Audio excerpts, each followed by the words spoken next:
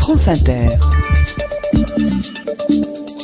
On est à la fois choqué et attristé lorsqu'on referme le livre de Pierre Péan consacré à Bernard Kouchner, intitulé Le Monde selon K. L'icône de l'humanitaire y est dépeint comme un homme d'affaires avide, peu scrupuleux, mélangeant aisément ses fonctions publiques et ses intérêts privés. Activité consultant, chiffre d'affaires en millions d'euros, clientèle privilégiée, dictateurs africains, Omar Bongo et Sassou Nguesso. Découvrir que l'ex-militant des droits de l'homme ne pourchasse plus depuis belle lurette le malheur du monde, mais le fric est insupportable.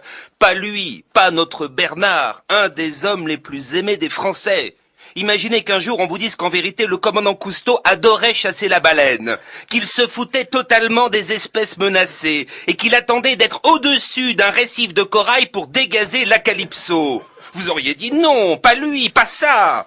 Imaginez qu'on vous dise que l'abbé Pierre était pédophile, avec un faible prononcé pour les orphelins d'Auteuil et les petits chanteurs à la croix de bois, que le DAL mettait à sa disposition des appartements vides pour qu'il s'éclate en toute discrétion. Vous auriez dit non. Eh bien là aussi, vous dites non, pas lui.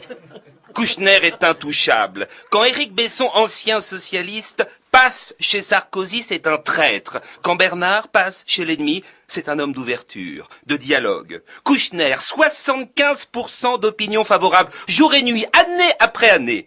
Il a fallu qu'il traite Ramayad comme une merde, qu'il fasse preuve à son égard d'une misogynie crasse pour qu'il perde 10 petits points récupérés depuis. Kouchner, idole à vie.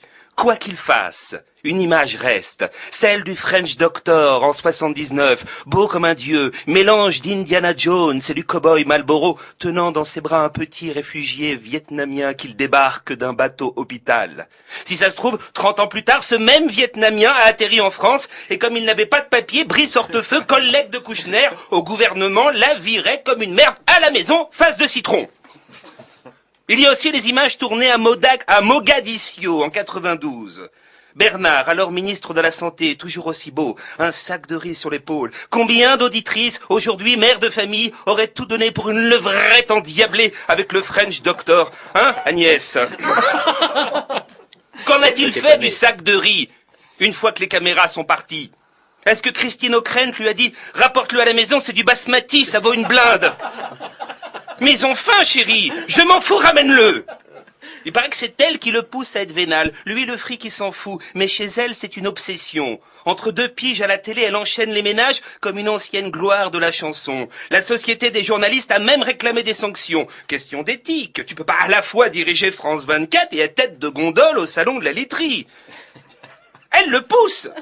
Bernard, tu appelles Omar Bongo et tu lui demandes de régler immédiatement les 817 000 € qu'il doit. Chérie, je ne peux pas. Bongo est un dictateur, je suis ministre des Affaires étrangères. Fais pas chier, Bernard. J'ai passé ma journée porte de Versailles à vanter le nouveau GPS Tam Tam. Du coup, j'ai fait un journal de merde sur France 24. Je suis vanné, tu appelles Bongo. Enfin, chérie, vis-à-vis de Ramayad, je ne peux pas.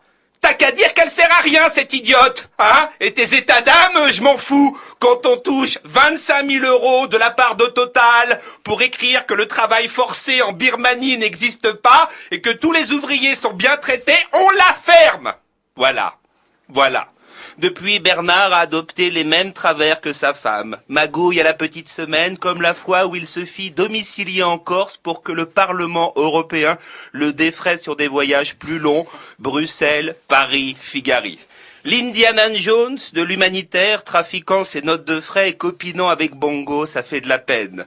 Perdre une icône, c'est triste, surtout lorsqu'elle a représenté pour plusieurs générations l'espoir d'une société plus juste et plus belle. On se consolera avec l'abbé Pierre qui ne s'est jamais tapé un enfant de cœur et avec le commandant Cousteau qui n'a jamais buté la moindre baleine. Peut-être s'en est-il tapé une fois, à plusieurs mois passés en haute mer, c'est long, faudra demander à des joyaux. À demain.